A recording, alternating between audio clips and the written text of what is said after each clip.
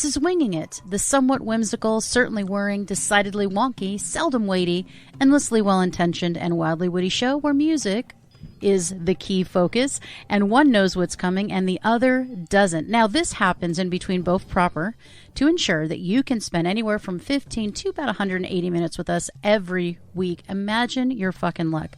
I'm just saying. There was a time in history where you could not hear us every week. And now we know that we've been spotty recently, right? We've been on, we've been off, we've been doing some replays. You know, sometimes you have to take the end of the year to reboot, to get some new shit in the hopper, and that is what we've done. But now we are back in action with all new episodes, and this is a new Winging It. We cannot believe that this is Winging It 40-fucking-4. How did that happen? Winging It 44. Second one of this brand new year, 2020. 40-fucking-4. 40-fucking-4. Thank you. There it is. Already. And stay tuned for next week for Birds of a Feather 46. Damn. Winging It's catching up. Winging It's on the wing. But now we're back with new episodes of each. So gird up thy loins. What can I say? Exactly. And we are just about 5 weeks away from our 2-year anniversary. That's correct. What 2 the years. hell? 2 years. Our first episode aired on February 14th, 2020. Aww. I was going to say 1920. So 2 years sweet. ago. It was great. And we were in Hollywood, and we're going back again, hopefully, barring any unforeseens, this Sunday. Oh, no, we're going. To see Birds of a Feather's Band of the Year 2021, Artist of the Year, rather, Liliac at Woohoo! the world-famous Whiskey A Go-Go. So by the time you're hearing this, we will have we already will have been. attended. It's only a few days away. Yeah, so we will have already been, and no doubt we will be talking about it on a future show. But I'm sure we will. I mean, why wouldn't we? So now the moment that we've all been waiting for, right? I mean, this right here. I mean, there's birds, and there's stuff having to do with birds, but this is the moment. This is the fucking moment, isn't it? Where I reveal what I'm talking about, which I usually think is clever or interesting. That, I mean, of course, that is completely up to you to determine. The complete blank slate state of mind it takes to do this is really quite stimulating, actually. And True. She's pitching new. This is really kind of a cliffhanger every time because she's Every pitching time. subject matter at someone with no imagination or ability to think on their feet at all. And I'm glad you said it. Well, somebody had to say it. I do something on my feet. I just don't know if thinking is the word I would use to describe it. But I love to get into free fall here. So lay it on me. Okay, So this time, 6 bands whose songs sound the same. All of their songs sound the same. So this is your basic reverent and respectful winging it. Okay. Exactly. Yeah. And it could be one you agree with or disagree with, so I thought it could be fun. Opinions, babe. That's what it's all about. That is what it's all about. And I will tell you, I have a strong opinion on this one. AC/DC. So we don't want to be milquetoast about this one. They've been... basically releasing the same song for 40 years. And these are not my words, but rockinheavy.net, I agree with you. It's okay because it's a great high energy mood enhancer. They just play that shit on repeat and crack open the entertainment committee, known as Jack Daniels, and there it goes, right? So AC/DC, I think everything they do sounds the same, and I don't like what they do, but I know there are others who disagree with me, you being one of them. But I'm sorry, it's repetitive. It is repetitive, but I love it anyway. To me, I've said this before, AC/DC is the Antonio Vivaldi of rock and roll. As somebody once remarked about Antonio Vivaldi, the composer, he only has one concerto. True. And everyone says, yeah, but it's a really good concerto. And that's the same thing with AC/DC. You kind of know what you're going to get. No, because he doesn't try to rename that concerto other things. Okay? It's the same fucking concerto. He goes, look, I got one good one, and I milked that shit. They're like, this is that concerto. Not really, though. We did this in the beginning and this at the end, so it's not the same, right? Mm-hmm. So, no. They're trying to dupe us, and I will not be duped.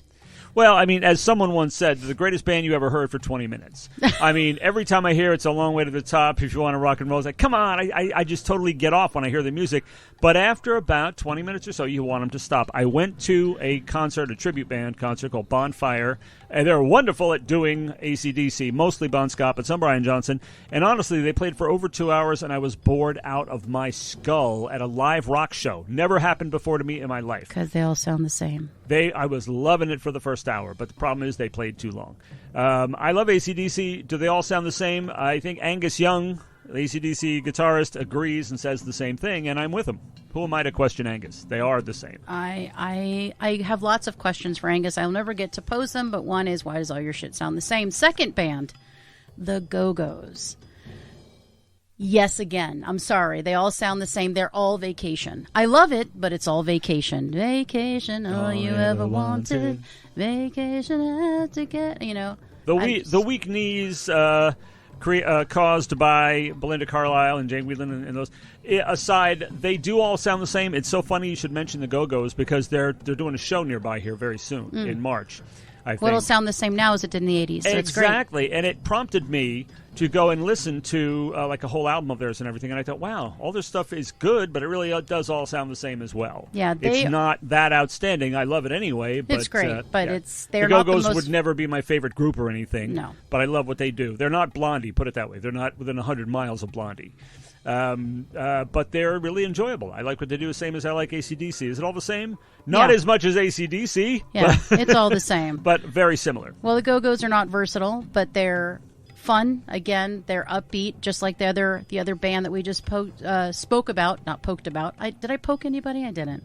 So as you may recall, the group is best known for their mega hits, We Got the Beat and Our Lips Are Sealed, which are interchangeable. I agree. And then they stuck to that formula with Vacation and Head Over Heels. 1,000%. Sometimes I can't remember the names of the songs because I'm like, wait, which one is that? So yes, absolutely. So I'm okay with that. But yeah, let's mad respect. Fun band, but still they all sound the same. Nice pop punk style. I really like it. The melodies are great. They sing well, and the stuff is great. It's just that it's largely they do sort of one thing, but they do it really well, and that's fine. The same cannot be said of AC/DC, but that's okay. So let's move on to. I love the look on his face, like okay. So far, I see where they're coming from. Yes, with these choices. I don't know how This may be the problem for you. This is where I go postal. That's correct. Much like AC/DC, the Ramones built a successful career on releasing the same kick-ass song over and over. Come on. Think about it. You have to admit it. Come on. Okay, there's there's something to be said there because they were doing the sweet jangly pop covers right from the beginning and the oldies covers all amped up and everything and their own stuff about beating on brats and sniffing glue and chainsaw massacres and all that stuff. And they got musically darker and less fun. I think they did evolve more musically than either of the other groups in question because they would do the heavy, mean, angry stuff like, not Warthog, but like Mama's Boy and Bop Till You Drop and stuff like that. It's almost menacing as opposed to even when they were talking about chopping off your head in the first couple of records, you were still laughing. Then they finally got kind of scary. I love the Ramones. I do think they evolved quite a bit. And they're a favorite. I love the Ramones. I don't think that's true of them. It's true, but they're rock gods, no less. I'm not saying they're not. To me, of the three, they fall into this category less than the other two, like you said. But they still fall into it, though. For me, I don't know how disagreeing with me could ever be a good thing. Yeah, I don't know how disagreeing with rockandheavy.net could ever be a good thing. Oh, they're with you on this. They're with me on this one. And then the next one is not butter, but Bread. Bread, soft rock giants Bread, has provided the background music for makeout sessions. Baby, I'ma want you. I love it. Hell yeah, I love it. And self-pitying retrospection and waiting in the dentist's office for decades now. So I like it, but let's talk about some of the highlights. Darkness, Silence, Baby, I'ma Want You, Baby, I'ma Need You, Go to Sleep. You're the only one I care enough to hurt about. Ugh. Maybe I'm a crazy, but I just can't live without your loving and affection. Giving me direction, throws pillow in direction of singing. That's the whole thing. Baby, it's the guitar man. I mean, they're so sweet. David Gates, I believe. Mm-hmm. David Gates, Bread. I like their stuff actually. Right. I'm not saying it's not good. Same. Yep. Okay, that's fair. That's fair. We are regurgitating. I mean, who's next? Air Supply. I mean, you're right. You're not wrong. But I think some of these are even more repetitious than Air Supply. Yeah. Even Air Supply has a little bit of growth, a little ebbs and flows. So Another what good about now? Here's where David tells me to clap my hand over my filthy sewer hole because Kiss releases the same song over and over again. Every song that Kiss has ever released follows the same formula except for Beth. which is akin to a loud and shitty teenage garage band. I could not agree more with rockinheavy.net. That's not even the true of the one album, which Beth is on, Destroyer, much less their entire career, in which they've played every kind of music and every kind of. No, that's miles from right. Kiss wasn't really about the music, they say. It was about sparkly costumes, makeup, smoke machines, and a seizure-inducing light show. And lest we forget Gene Simmons flapping his legendary tongue while barfing joke shot blood. Golf clap. Yes, the music was secondary to the spectacle, which is a damn good thing because most of it sucked. So such ignorance on parade, I swear. I absolutely love rockinheavy.net. I'm going to be looking for more shit from you because I totally agree. That, I think, and sometimes... I'd rather hear one of those in-your-face opinions like that than some boring milquetoast shit, some kind of, namby-pamby, thing. If you got middle strong of the road feelings, Switzerland. I mean, if you got strong feelings, vent them. It's more entertaining, even if you're wrong. Yeah, it is if you're wrong. I want you to remember that because you're super wrong. It's 2-1 right now, man. Yeah. Come on. This is a whole magazine that agrees with me. So, so I do think that's... And sometimes it's okay, and sometimes it annoys me. So it's your thing. But I do think... A playlist is coming your way, I'm telling you. I cannot wait to hear the same song again and again. I do like Beth. Yeah. I don't love Kiss, but I do like Beth. But whenever I hear their stuff, I'm like, well, which song is this? Is it that song? That one song? Yeah, it's that one. Oh, no, it's not that one song. It's that one song masquerading as that other song. All right, you get two songs you hear everywhere you go every day, Rock and Roll All Night and I Was Made for Loving You, which I might hasten to point out sound nothing alike. Okay, but I think there's a formula. It's like the same chords, the same sort of thing. That's what we're looking at. So I don't know. We'll see. If you feel super strongly that Kiss is super versatile, super diverse like David, and just like a powerhouse, amazing band, let us know. We will hear from no one. All right, they too collaborated with Desmond Child. By the way, if anyone's ready to go for my head for our dissing Desmond Child last time, I know he's got talent. I know he knows what he's doing. I mean, he's done stuff that I love. Even I just don't like the obvious format and what he did to Alice Cooper. He totally ruined the album Trash. He co-wrote every song, and it's a total nightmare. I hate every second of it.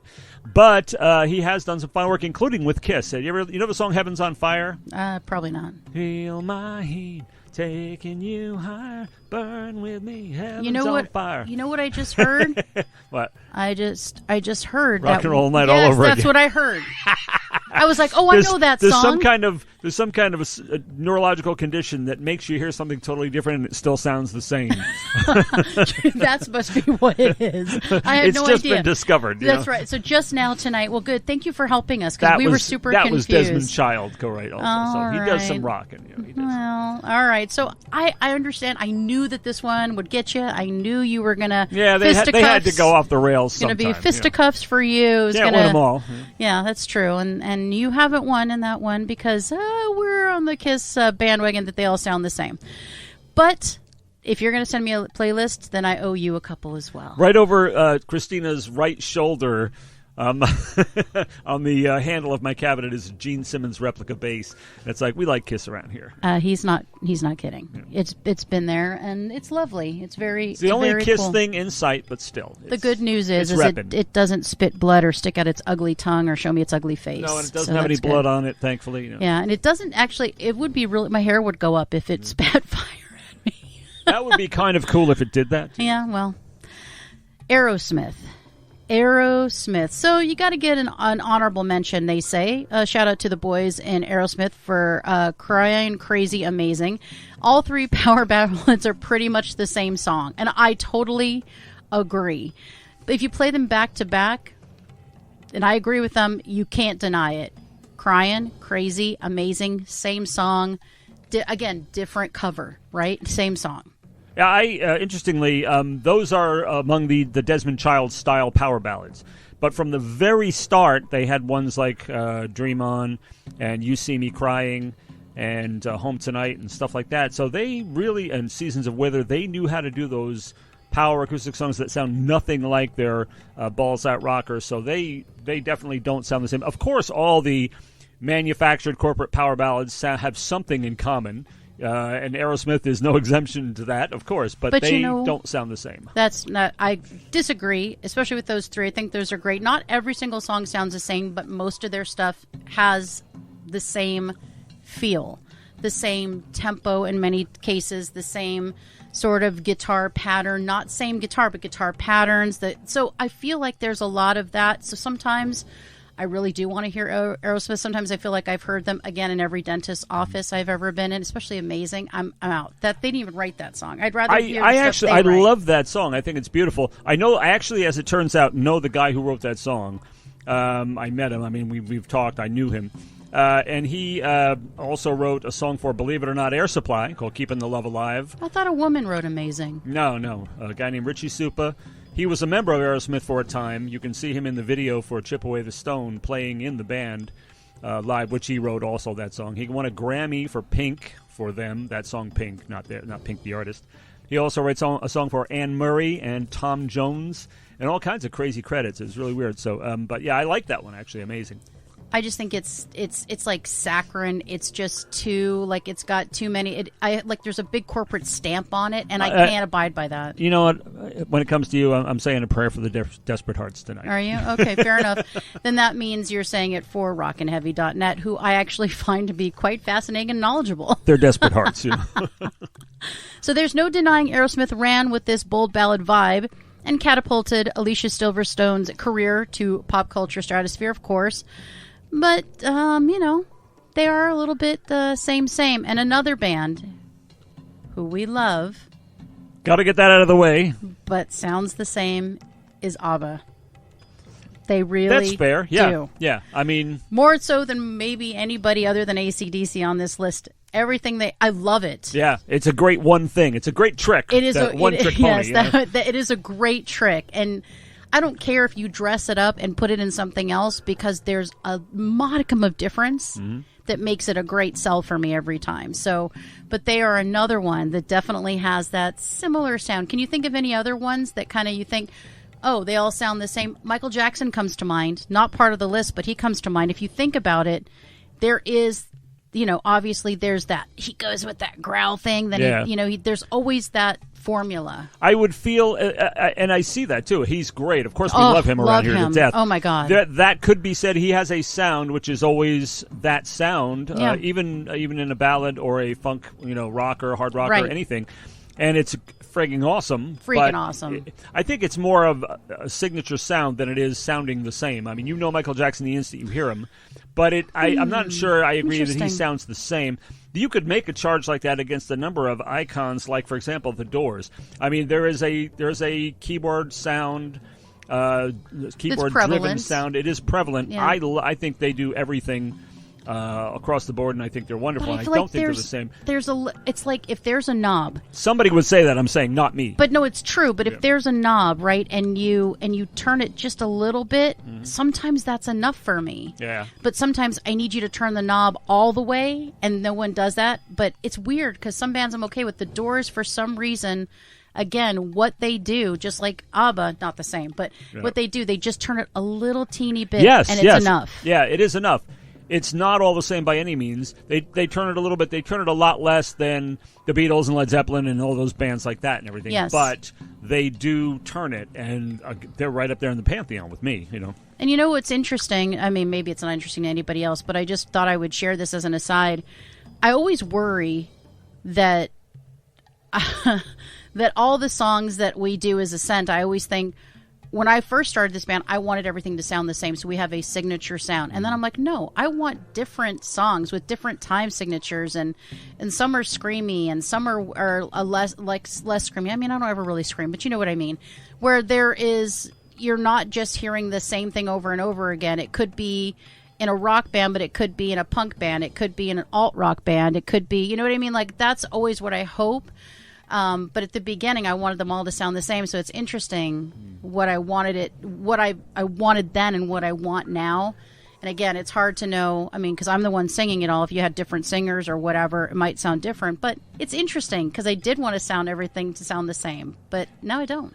It doesn't sound the same because everything about them is different. Every tempo, every the spacing of the chords and the riffs and everything. It's all different each time. I don't know. I'm not sure how exactly he comes up with all that stuff. I don't know either. But I don't have that. And it sounds like it was 14 songs on Bleed Like Us. Evolution of Sorrow, which you can get now and hear now and buy now and all kinds of things, and you will be very, very richly rewarded for whatever your outlay is.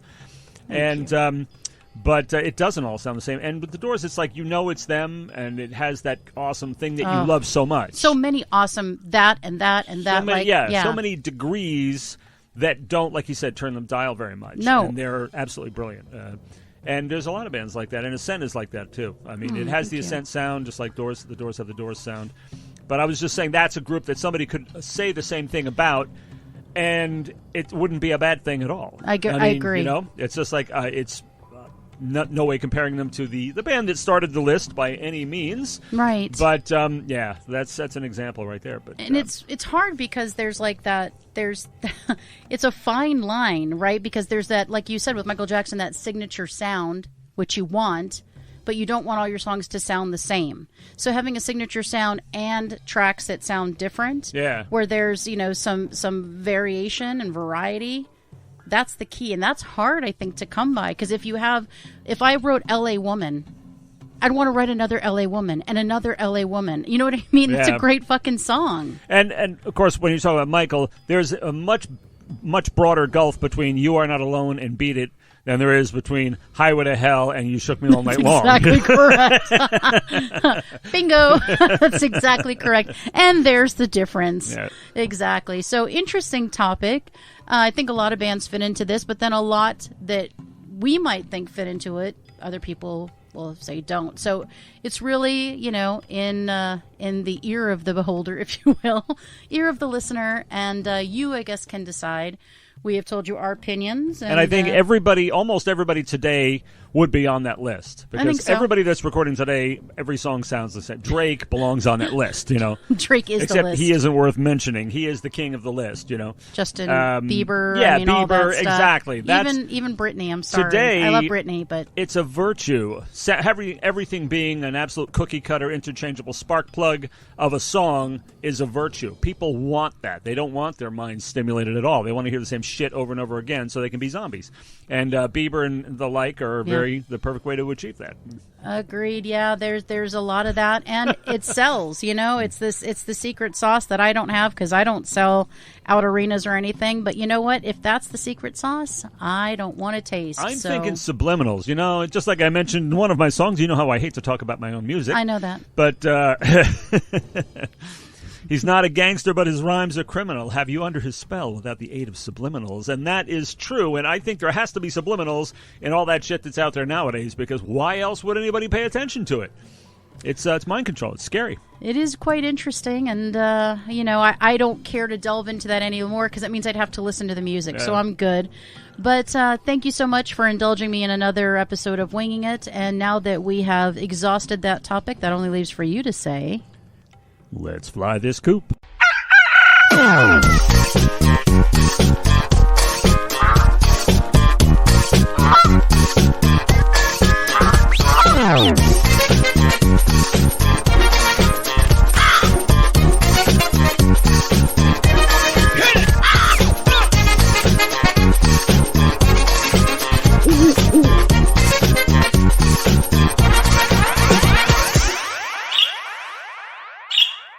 This has been Birds of a Feather on What the Flock Radio.